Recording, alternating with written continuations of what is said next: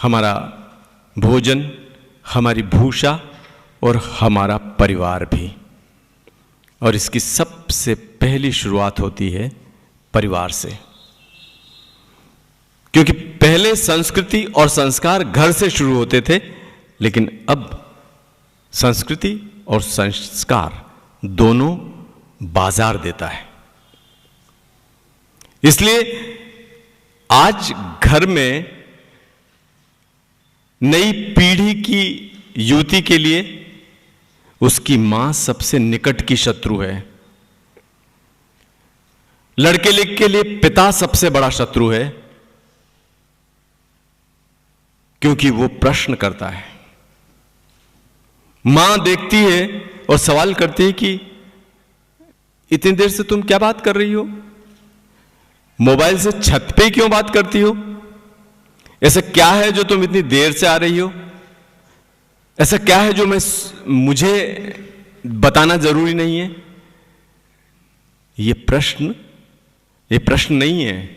उसे लगता है कि ये मेरे ऊपर आरोप है, क्योंकि अब एक तरह का मार्केट इंडिविजुअलिज्म है, यानी बाजार ने हर घर के आदमी को अलग अलग कर दिया है।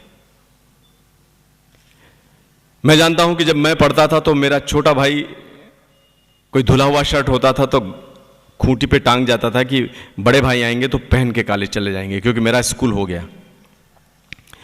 आज ये भागीदारी घर में नहीं है। अब ये कहा जाएगा, how could you dare to touch my mobile? तुमने मेरे मोबाइल को कैसे हाथ लगा दिया? मम्मी तुमने कैसे देख लिया? उसे कहा जाता है कि पर्सनल लिबर्टी, और वो लोग बताते हैं it is democracy in family, कि हिंदुस्तान के परिवार जैसे यातना शिविर हैं और वहां रहने वाले जो बच्चे हैं उस यातना शिविर में सजा भोगने के लिए हैं, ऐसा बता दिया गया। इसलिए घर हर बच्चे के लिए इस समय खतरनाक है, क्योंकि वहां संस्कार की बात की जाएगी, वहां सवाल पूछे जाएंगे और उन्हें सवाल के उत्तर नहीं देना है। उनके पास सब के उत्तर सिर्फ चीजों में।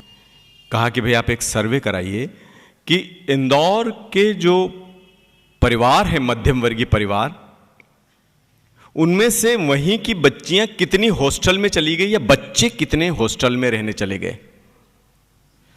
मैंने भी कुछ से दूरदर्शन में भी मैं कर रहा था, तो मैंने पूछा कि भाई आप लोग हॉस्टल में क्यों आ गए?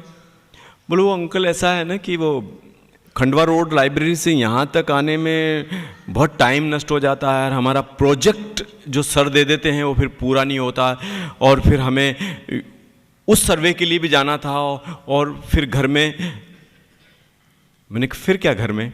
वो घर में सब ये नहीं हो पाता। हमने कहा बेटा घर में पढ़कर आईसीएस पैदा हुए, घर में ही पढ़कर आईएफएस और आईएएस के गोल्ड मेडल पैदा हुए, अभी ऐसा क्या प्रोजेक्ट आ गया कि तुम्हें घर से बाहर रहना पड़ रहा है? हमने कहा कि देखो आज तुम्हारे माता पिता युवा हैं, अभी उतने बुजुर्ग नहीं हैं कि जब वो किसी चीज को देखने के लिए हाथ आड़े लगाएंगे, अभी इतने बुजुर्ग नहीं हैं कि कहेंगे कि भाई मैं तुम्हें पहचानता तो हूं लेकिन नाम याद नहीं आ रहा है। अभी वो इतने भी बुजुर्ग नहीं है कि किसी से पूछें कि भाई देखिए मेरा घर किधर है। अभी वो तुम्हें पढ़ने के पैसे देते हैं, तुम्हें खाने के पैसे देते हैं, तुम्हारी फीस भरते हैं, और जब तुम उस परिवार के माता पिता को बर्दाश्त करने के लिए तैयार नहीं हो, तो जब उम्र के इस ढलान पे आएंगे, क्या तुम उनको अपने साथ रख पाओगे?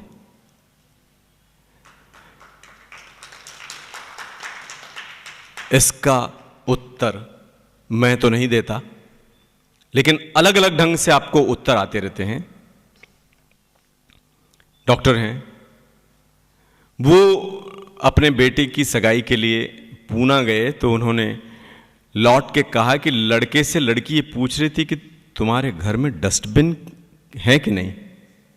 तो उसने कहा डस्टबिन तो है। कितने हैं?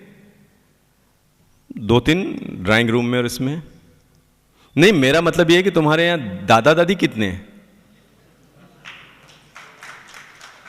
दोस्तों, जहां परिवार का बुजुर्ग, परिवार का बड़ा इतना अनुपयोगी नाम और पहचान रखने लगे, तो आप समझ लिए कि आपकी संस्कृति आपके समाज से विदा होने वाली है। और जो नई संस्कृति आनी है, जो अभी आप बाहर तो बहुत देखते हैं,